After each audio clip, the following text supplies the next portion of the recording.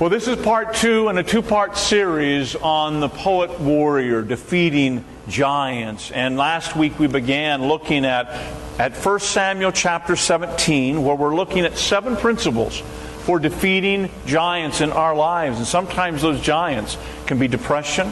It can be division within homes. It can be disease that we're facing. It can be all kinds of dysfunctions. It can be debt that's in our lives. And it just causes us to be awake at night, to stir and to toss and turn in our beds. And we think about it. It's at the forefront of our minds so often. Those are giants that we face. And I want to bring you good news that David brings us principles in the Scripture of how to face those giants and how to defeat giants within our lives. He is the poet warrior because he has a heart after the heart of God. That's the heart of the poet who sings songs to God as he's a shepherd watching his sheep out on the hillsides. But he also understands that he's in war. And so he's the warrior heart as well, as we as Christians have to understand that we're in spiritual war. We deal with conflict. And Paul says in Ephesians 6 that though we walk in the flesh, we do not war according to the flesh. 2 Corinthians chapter 10. And then he says in Ephesians 6 that we wrestle not with flesh and blood, but against principalities and powers and evil forces in heavenly places. And so all of that's going on in our lives, and all of us in this room, and all of us in the metro area, and all of us around the world have giants that we have to face and that we have to deal with. So last week we began looking at the first 4 of 7. I'm using warrior as an acronym. And last week we covered W-A-R-R. We'll look at that, and then we're going to cover the I-O-R today. Last week we looked at defeating giants.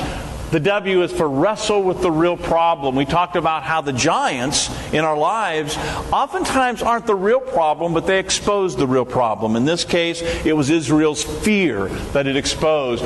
Attend to God, not the obstacle. So we talked about how Peter, as long as he focused on Jesus, he gave his attention to Jesus, he was able to walk on the water. But the minute he took his eyes off of Jesus, he began to sink. We must attend to God and not the obstacle in our lives. Thirdly, resist negativism. It is so easy to get sucked into that, where we're talking negatively, we're thinking negatively, and just get brought into that vortex and sucked down that way of thinking. Resist negativism. He had to turn from his own brother who was negative and pulling him into that, and to align himself with others for that season in his life.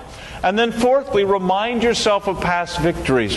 That's when he's convincing Saul that God is calling him to do this. And Saul just doesn't see how it can happen at first. He said Goliath is a seasoned veteran. He's a giant. You're just a boy, a shepherd. And yet David began to tell him of all the past victories. Sometimes it feels like God is quiet. Sometimes we feel distanced from the Lord. Sometimes we feel like God's forgotten.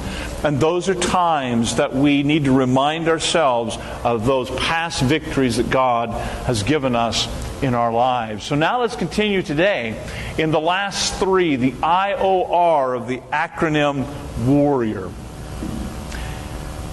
The I is for implement, healthy boundaries.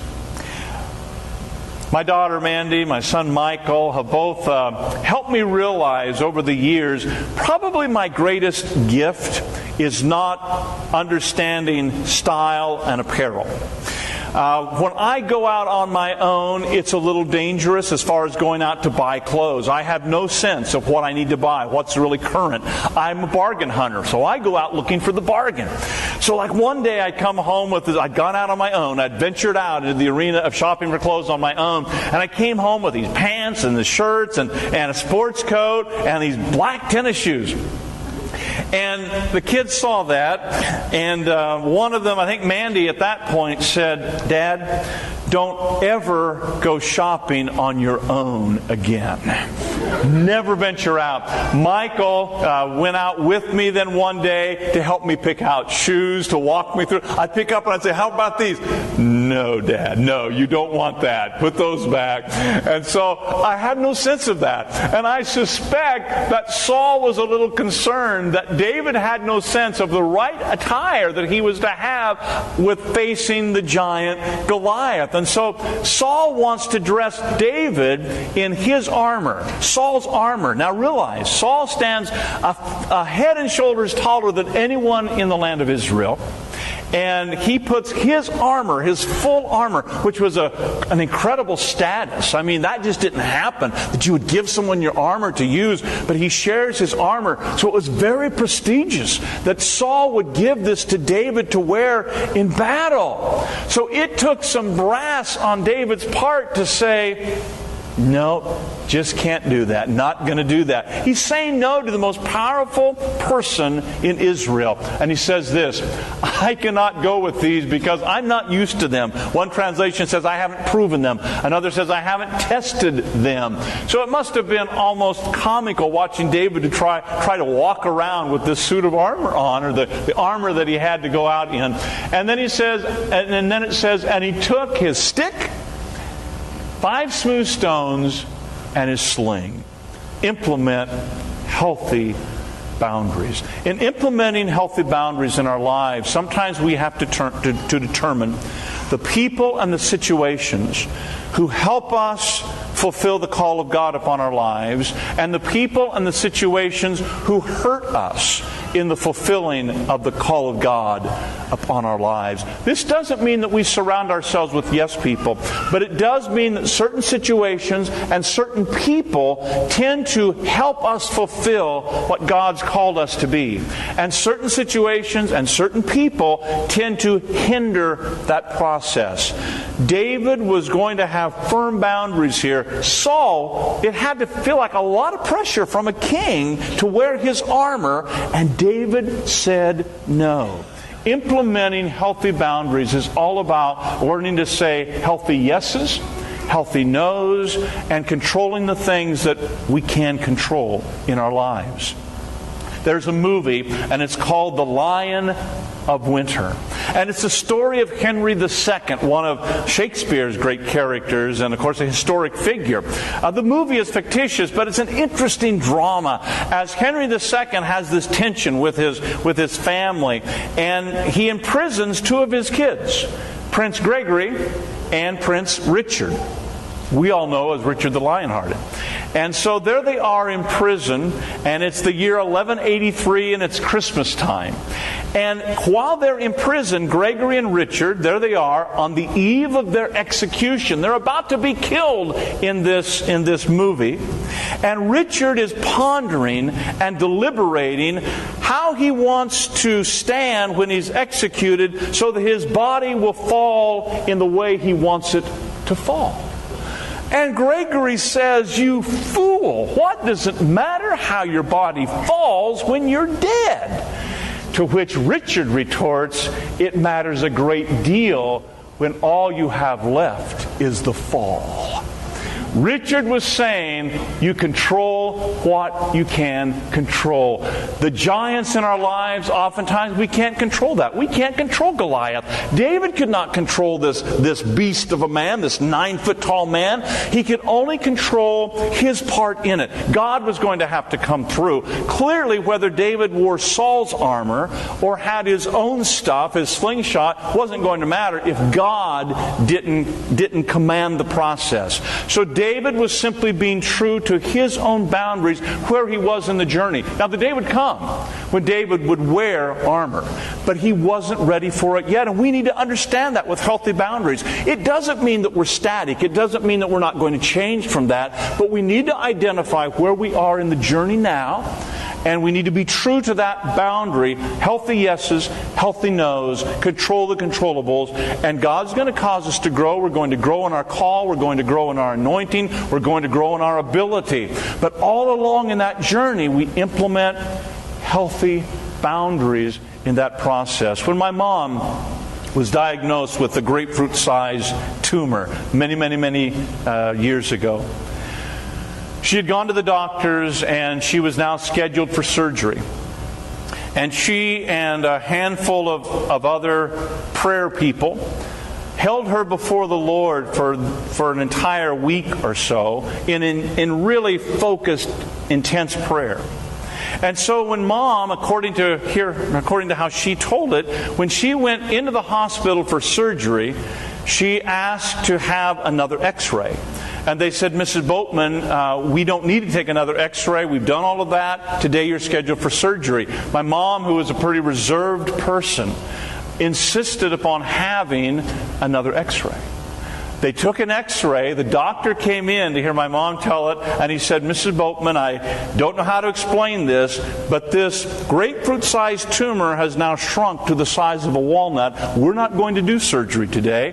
And then within another week or so, it had completely dissolved and disappeared.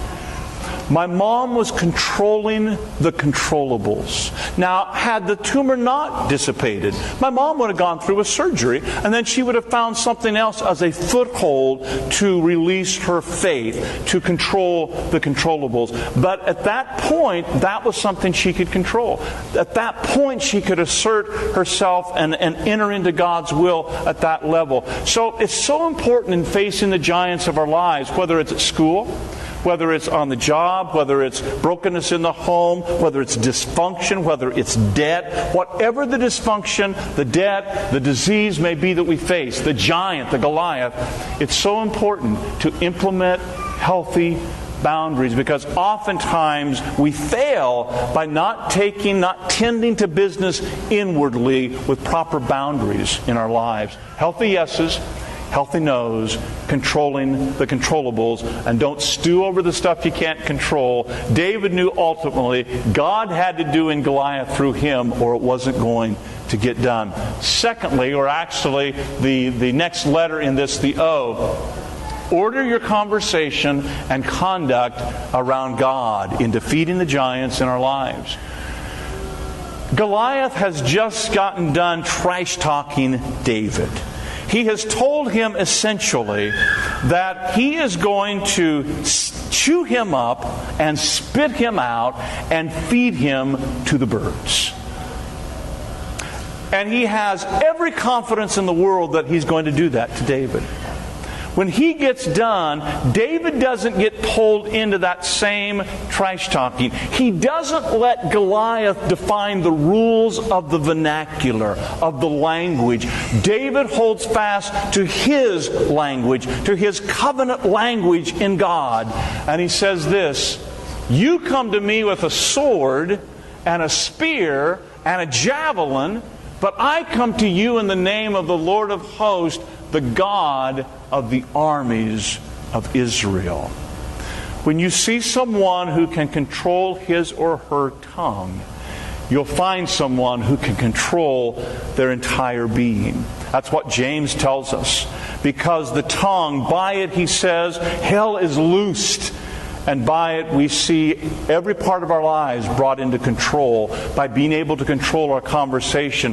Psalm 50, verse 23 says, the one who orders his or her conversation or conduct aright will be shown the salvation of God. How important it is when we face the giants in our lives, not to be drawn into the world's way of dealing with that giant in our speech or in our actions. My father-in-law, Howard Bless, who's gone home to be with the Lord, he was a man who really modeled that.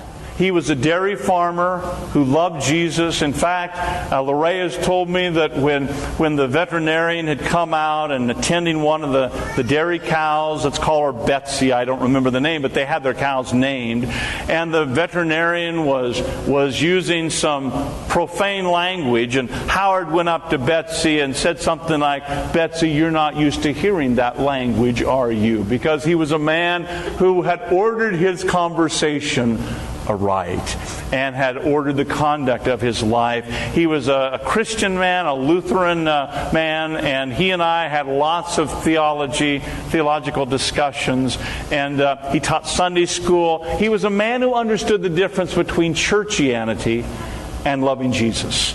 And so I always admired as I worked with Howard and came to know him better. We went fishing with grandkids one day. First of all, Howard said, "You want to go fishing?" I said, "Yeah, that'd be great." And then he started inviting all the grandkids, and I thought, oh no. So Howard and I spent most of our day untangling fishing string, right? And Howard was just delighted, and I was thinking, why did I come? I came so I could watch Howard bear the fruit of the Holy Spirit while I was grumbling about it. So Howard is this man. I wanted you to understand what really a godly man he was. To understand the story I'm going to tell you, when he would really get mad, Howard would start singing "Sugar in the Morning." What is that? How's that go? Sugar in the morning, sugar in the noontime, sugar all through the day, or something like that. It's one of those old songs. And he would start singing that. That meant Howard was really, really mad. So you'd sort of give him space. Well, he was out working with one of his nephews on the farm. And they had parked the combine, and the nephew had to run to town in his truck and get something. Well, Howard got tired, and he decided to lay down in the tall grass perpendicular to the combine. So you can't see Howard. He's in the tall grass, and Howard would oftentimes take naps face down, with his stomach to the ground. And there he was, taking a nap, when Doug came back with the truck. Doug didn't see Howard, so he pulls up by the combine. Doing that, he runs over Howard's legs. Yes, that's right. But nothing is broken. He's bruised some, but nothing is broken. And so, of course, Doug, it just scared him terrifically of what he did to his Uncle Howard, but Howard was fine. Well, later we said, "Howard, what exactly did you say when Doug ran over you with the truck?" He said, "Well, it wasn't sugar in the morning and sugar in the evening, I tell you that." So David teaches us to order our conversation, to order our conduct around God. Don't yield to the temptation to be sucked in to Goliath's vernacular, to the world's way of looking at things, but order your conversation and conduct around God in order to defeat the giants in our lives. And lastly, rely upon and rest in the Lord. David says, it said of David this, "The Philistine rose and drew near to meet David. David ran to meet him and took a stone and slung it and struck him." There comes a point in our facing of the giants, in our defeating of the giants, that we have to act on our faith. We've done all of these things, and as Ephesians tells us in chapter 6, having done all to stand, stand therefore.